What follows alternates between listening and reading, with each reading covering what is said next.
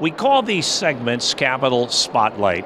We take 5 minutes and talk to a member of the General Assembly about some of the legislation they've been working on and how it might impact you and me here in the state of Rhode Island. It gives me a great deal of pleasure to welcome a gentleman to Capitol Spotlight. I think we've had him on before, but it's certainly a pleasure to have him back with us, the Honorable State Representative Dan Gordon. Representative, good to see you. Good to see you as well, Dave. Thank you very much.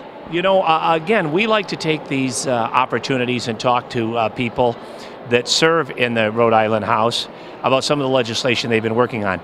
You have something that deals with gold and silver coins that have been minted by the federal government that you want to see used or accepted here as currency in Rhode Island. This is the first I've heard of it. Bring us up to speed on this. Yeah, thank you. Actually, it's in consideration that a number of my bills last year and this year as well that are reintroduced that would give relief to the least wealthy among us, namely the repeal of the 2% tax on medical imaging like MRIs and X-rays, tax breaks for military retiree pensions, and the creation of an enterprise zone in one of my towns in Portsmouth. They haven't been given much consideration.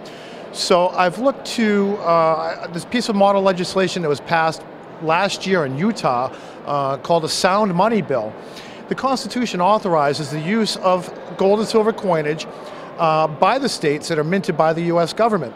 The problem is that they can only be used in the denominations in which they're minted.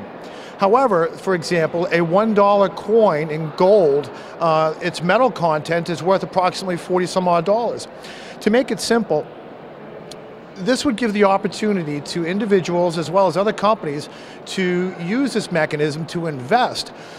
Considering that the dollar, the value of the dollar has exponentially decreased over time, where gold has increased, there's a great opportunity there for people to use as a mechanism for their retirement. They could use gold-backed 401ks, IRAs, et cetera, et cetera.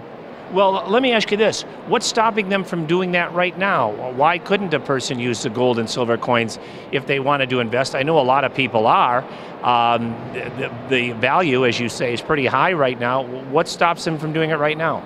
Well, that's the problem. And like I said, it can only be under law right now, traded in that denomination, the $1. So for example, someone to take that $1 coin and attempt to purchase a candy bar, they'd be losing approximately 40-something dollars.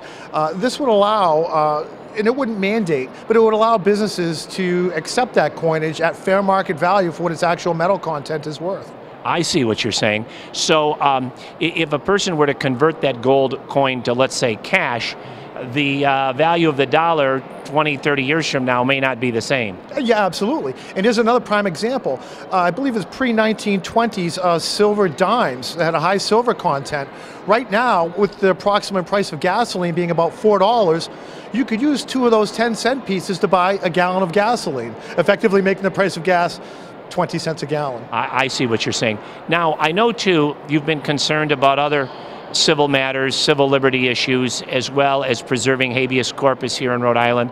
Again, tell our viewers about what you've been working on. This is an interesting bill. There was a piece of legislation that was signed by the President on New Year's Eve this past year that would authorize, within the National Defense Authorization Act, under 2 clauses, Section 1021 and 1022, that would allow the military to arrest United States citizens on U.S. soil without charge, merely being suspected of being suspicious, if you will, without right to habeas corpus, without right to legal counsel, or without right to trial, much like we see the folks in prison down at Camp Gitmo, if you will, at Guantanamo Bay.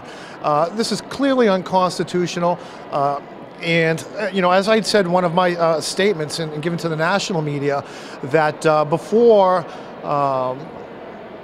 I abscond my oath, they'll have to pry the documents, namely the Constitution of the United States and that of Rhode Island, from my cold, dead hands. It's purely unconstitutional. I think it's a state's issue that we should stand up. As a matter of fact, I was the first state legislator in the country to recognize this danger, and since then, 14 other states have followed suit.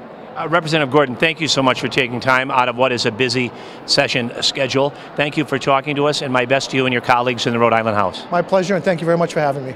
And of course, thank you for tuning in from the third floor of the Rhode Island State House for Capital TV. I'm Dave Barber.